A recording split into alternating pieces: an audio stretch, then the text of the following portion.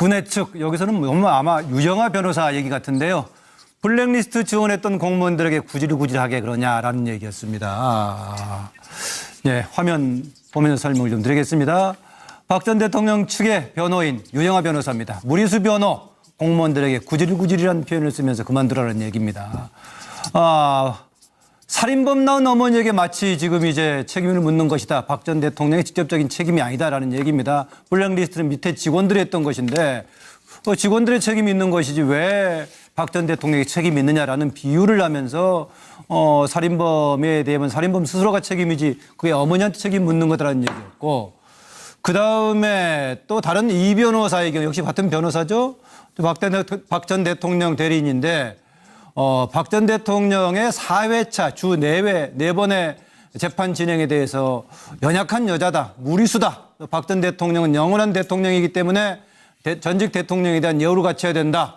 또 재판 일정에 관해서 오음진리교에 관한 사건도 1심에서 10년이나 걸렸다. 이런 얘기했는데 여기에 대해서 재판부에서는 우리도 작년 10월부터 계속 모셨다라는 얘기고, 박 전 대통령은 근래에 와서 다리도 저리고 허리도 아프다. 또 호송차에 내려서 법정으로 가는 장면에서 휘청거리는 장면도 보이고 있기도 했습니다. 이런 상황인데 관련 얘기입니다. 지금 이제 유영하 변호사 이렇게 공무원들에게 구질구질하다, 나 같으면 사표를 냈다, 이렇게 무리한 변론까지 하는 이 내용의 의미에 대한 말풀이 해석을 패널들에게 던지고 자리 한번 보겠습니다. 선의로 추진했던 일이었고 그로 인해 긍정적인 효과도 적지 않았음에도 이런 일이 일어나 매우 가슴 아파하고 계십니다. 온갖 의혹을 사실로 단정하고 매도되는 것에 대해 매우 안타까운 심정이지만 성실하게 수사에 협조해서 진실을 밝히는 데 최선의 노력을 다할 것을 당부하셨습니다. 그리고 끝으로 대통령이기 전에 여성으로서의 사생활이 있다는 점도 고려해 주셨으면 합니다. 이 사건과 무슨 상관이 있어서 그 말씀을 하신 건지. 제가 이 자리에서 꼭 답변이 꼭 해야 된다면은 하겠지만은 추후에 다시 말씀드릴 기회가 있다고 생각합니다. 네, 유영하 변호사 블랙리스트 관련 얘기를 하면서 해당 공무원들 구질구질하다, 나 같으면 사표를 냈다, 어떤 뜻으로 한 것인지 거기에 대한 말풀이를 제가 패널들께 질문을 드렸던 겁니다. 서 변호사 준비됐나요? 유영하 변호사가 저 말을 한 뜻은요. 예. 예를 들어 그 대통령의 만약에 지시가 부당했다면, 블랙리스트를 만들라는 지시가 부당했다면 그때 직을 걸고 거부하든지 사표 내든지 했어야 되는데 예. 왜 그때는 따랐다가 지금 와서 부당한 지시라고 하느냐. 이걸 이게 공무원들을 질책하는 의미로 한 말인데요. 예. 제가 보기에 딱 한마디로 하면 이건 이게 적반하장이에요. 부당한 지시를 한 사람이 잘못된 겁니까? 부당한 지시를 거부 못하고 이게 다른 공무원이 잘못된 겁니까? 예. 기본적으로 이게 부당한 지시를 한 게 잘못된 거 아니에요. 실제 이거 사표 내고 실업도 되는 게 쉬운 건 아니잖아요, 공무원이. 예. 따라서 이게 저는 한마디로 유영하 변호사 이 말은 적반하장이다. 이렇게 보입니다. 예, 우리가 이 시간에 지금 뉴스와이드 하면서 이런저런 질문을 던졌는데 가장 많이 나온 단어 중에 하나가 적반하장이 아닌가 좀 그렇습니다. 그러니까 관련된 사안들에서 적반하장의 행위를 하는 게 좀 워낙 많은 것 같습니다. 김광규 부장. 예, 저는 뭐 저렇게 하면서 공무원들을 아까 나 같으면은 그때 사표를 냈을 거다. 그리고 지금이라도 사표를 낸다. 뭐 이런 여러 가지 뜻을 담은 것 같은데, 그렇게 하면서 증언하려는 공무원들을 거의 입을 완전히 막을 수도 없는데 예. 입을 막으려는 시도가 아니냐. 그래서 결국에는 그 소위 공무원들의 언론의 자유와 표현의 자유를 막는 시도가 아니냐. 그런 측면에서 굉장히 그 변호사로서 이렇게 올바른 전략은 아닌 것 같습니다. 공무원들의 입막 음용이다. 김명주 전 의원. 예, 유영하 변호사는 변호사이기도 하지만 정치인입니다. 좀 다른 각도에서 보면 예. 나는 대장부다. 공무원들은 이렇게 사실은 자기가 시키는데 다 해놓고 난 다음에 이제 와서 대통령 탓을 하는데 나는 그렇지 않다. 나 같으면에 초점을 두고 예, 해석했군요. 나 같으면. 그래서 나중에 저걸 뭐 자기가 선거 정치에 나갔을 때 나는 이렇게 큰 목소리로 대통령을 옹호했다. 이렇게 얘기를 할 가능성이 있다. 그렇게 봅니다. 네. 황장수 소장. 저는요, 저기 유영아 변호사가 생각보다 굉장히 순수하네요. 왜냐하면 공무원이 영혼이 없다라는 말을 그걸 아직도 모르고 있답니까? 저 연세가 저렇게 됐는데. 그러니까 공무원은 솔직히 말하면 시키면 시키는 대로 하고 덕을 볼 일 있으면 보고 예. 또 정권이 바뀌면 배신해서 코드 맞추고 그게 공무원의 본질인데 유영아 변호사는 지난 정권 덕 보고 승진해놓고 누릴 건 다 누리고 또 우리를 배신하냐 순장조가 없나는데 그 말하기 전에 이 자유한국당의 친박 의원들이 박근혜 전 대통령이 재판받으러 처음 나갔을 때 예. 그래도 친박이라고 하는 핵심이라고 하는 사람이 한 10대 명은 됐으면 그 옆에 도열하는 의리부터 먼저 보여야죠. 예. 지금 의리를 탓할 때가 아닙니다. 누가 누구한테 의리를 논하겠습니까? 아니 제가 한 말씀 안 거둘 수가 없는데 곁들여서 지적을 해줬네요. 아니 강장수 소장님은 조금 그 경계를 넘나드시는데 예. 공무원이 다 그런 게 아닙니다. 아하. 아니 이거 80만 가까운 공무원들이 전부 뭐 영혼 없고 뭐 그런 식으로 설명돼서는 저는 그건 조금 수정하셔야 된다고 생각하시는데 제가 대신해 드릴게요. 속설에 공무원은 영혼이 아니 없단 속설이라고 말이 하더라도 이 방송에서 공무원들도 많이 보고 계세요. 근데 정직하게 성실하게 땀 흘리는 공무원도 있는데 일부 저렇게 파렴치하고 일반화시켜서는 안 된다. 그러니까 저는 항상 그 얘기를 좀 그러면 강조하고 싶어요. 고위공무원만 그렇다고 합시다. 아니 뭐 그러니까 블랙리스트에 동조한 사람이 그렇다 이렇게 얘기하시고 그러니까 이런 부분은 저희가 조금 좀 신중하게 말씀을 해야 될 것 같고 저는 오히려 공무원들이 저 유영아 변호사 발언을 듣는 공무원들의 심정을 제가 좀 대변해 볼게요. 그러니까 당신은 박근혜 전 대통령의 변호인이나 하지요. 공무원 뭐 아무나 하나요. 이런 얘기와 함께 공무원들이 이렇게 말할 겁니다. 나 같으면 박근혜 전 대통령 변호인 사퇴하겠다. 그렇게 아마 지금 저 얘기를 듣는 공무원들 입장에서는 배받아주고 싶을 거예요. 네, 정기남 소장. 네, 기본적으로 저는 좀 다른 각도인데요. 박근혜 사고 체계를 그대로 전달하고 있다. 유영하 변호사가. 기본적으로 그런 사고 체계를 가지고 국정을 운영했던 대통령이다. 저는 이런 생각이 좀 들었고요. 역시 이제 이 공무원들 그 관련자들 증언들의 어떤 자존심을 자극해서 뭔가 입막음이나 뭐 이런 것들을 좀 노린 그 또 측면이 있는 것 같은데 저는 하지 하책에 불과할 것이다. 뭐 이런 생각입니다. 네. 아까 또 했던 얘기 중에 하나가 또 변호인이 일본 옴진리교 사건도 1심에서 10년이나 걸렸는데 라는 것인데 이거 재판이 좀 길게 가야 된다, 갈 수 있다라는 취지 얘기 같은데 또림수는 무엇인가? 과연 또 옴진리교 관련해서 과연 비교할 수 있는 대상인가라는 것을 패널들께 질문을 던집니다. 느닷없이 옴진리교 사건 이번 재판에 등장했는데요. 이상철 변호사죠. 이상철 변호사가 어제입니다. 어제 열린 박 전 대통령 공판에서 그런 얘기했습니다. 일본 옴진리교 사건도 1심 선고까지 10년 넘게 걸렸다. 박 전 대통령 사건은 더 역사적인 의미가 있고 복잡하니까 일주일에 3번 진행하면서 선고 일자를 늦추자는 것 아니냐라는 이제 이런 해석인데, 옴진리교 사건 기억하는 분들도 있을 겁니다만은 1984년입니다. 일본의 신흥종교단체인 94년. 여기에 94년인가요? 94년이 맞을 겁니다. 두 차례에 걸쳐서 했어요. 몇 번에 걸쳤는데 지금 여기 그 수염 기록에 난 교주죠. 나왔는데 종만을 얘기하면서 저기 위에를 94년 고쳐드리는 게 맞을 것 같은데 종교가 등장했던 건 84년인가 모르겠네. 예. 등장했고 사고가 났던 것이 2번에 걸쳤는데 크게 났던 것이 95년 3월 20일 도쿄 지하철역에 살인가스를 살포해서 테러를 저질러서 알려졌는데요. 판결까지 7년 10개월 걸렸다. 아까 이상철 변호사가 10년 걸렸다 했었는데 바로 이 문제 때문에 일본 내부에서도 일본의 사법제도에 대한 수많은 논란들이 있었죠. 이렇게 살인가스를 통해서 많은 사람들에게 테러를 했던 것인데 이것을 7년 10개월이나 걸리게 했던 문제인데 이것을 빌려와서 박 전 대통령 재판도 길게 갈 수밖에 없다라고 하는 박 전 대통령 측의 이상철 변호사 주장 여기에 대한 해석 과연 비교 가능한가라는 질문인데 서정욱 변호사.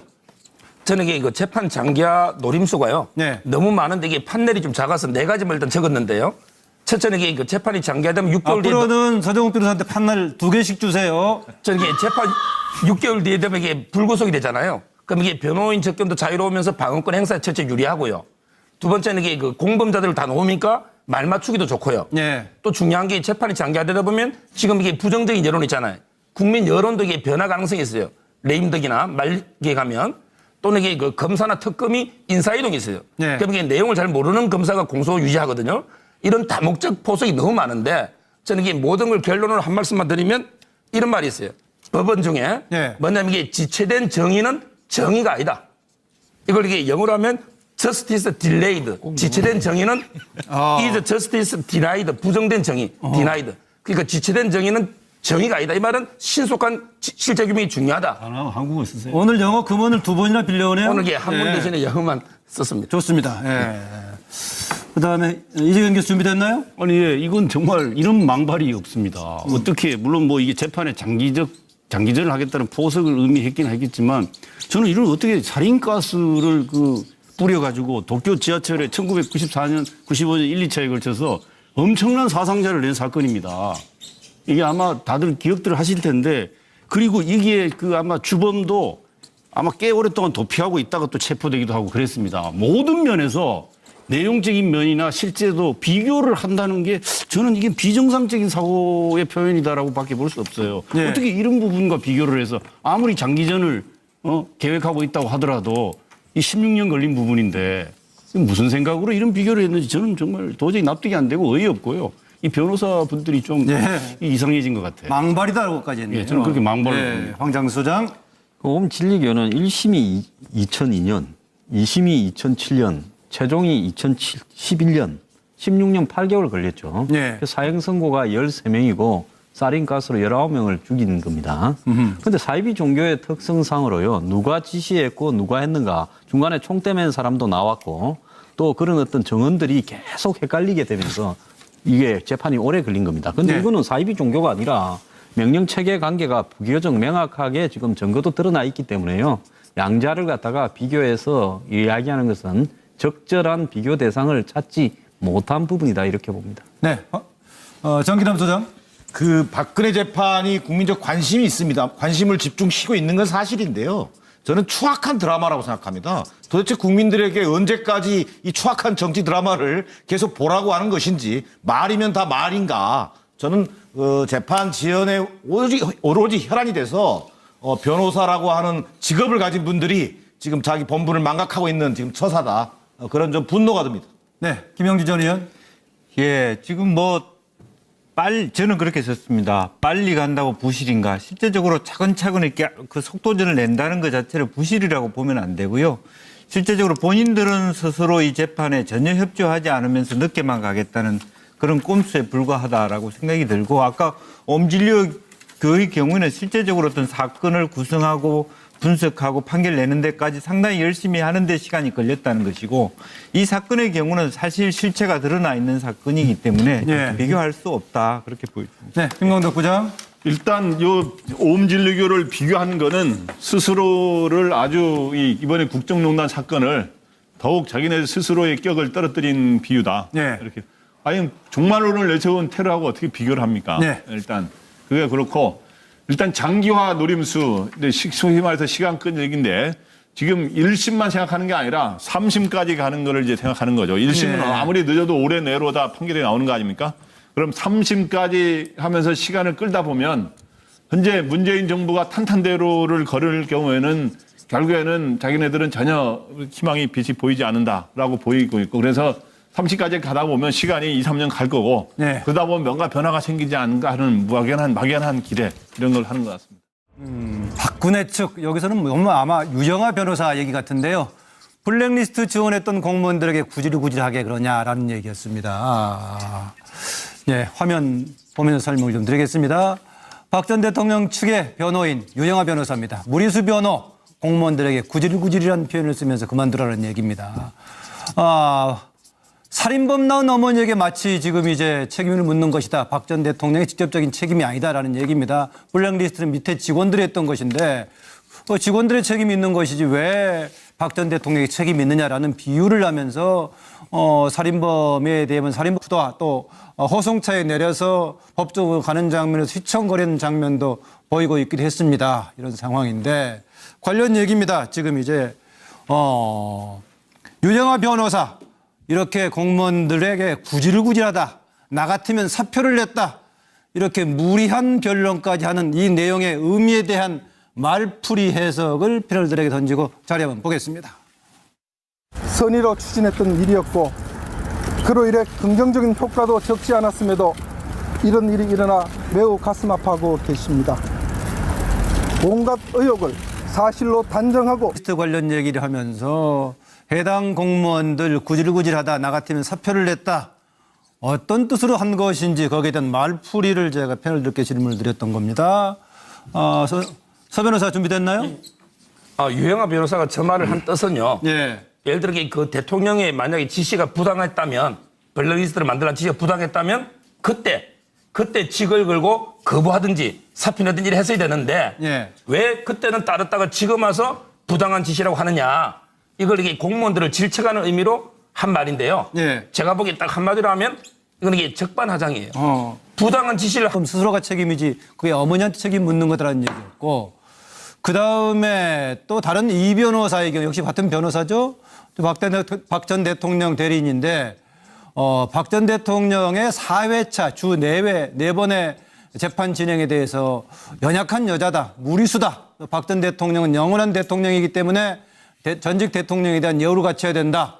또 재판 일정에 관해서 오음진리교에 관한 사건도 1심에서 10년이나 걸렸다. 이런 얘기했는데 여기에 대해서 재판부에서는 우리도 작년 10월부터 계속 모셨다라는 얘기고, 박 전 대통령은 근래에 와서 다리도 저리고 허리도 아프고 매도되는 것에 대해 매우 안타까운 심정이지만 성실하게 수사에 협조해서 진실을 밝히는 데 최선의 노력을 다할 것을 당부하셨습니다.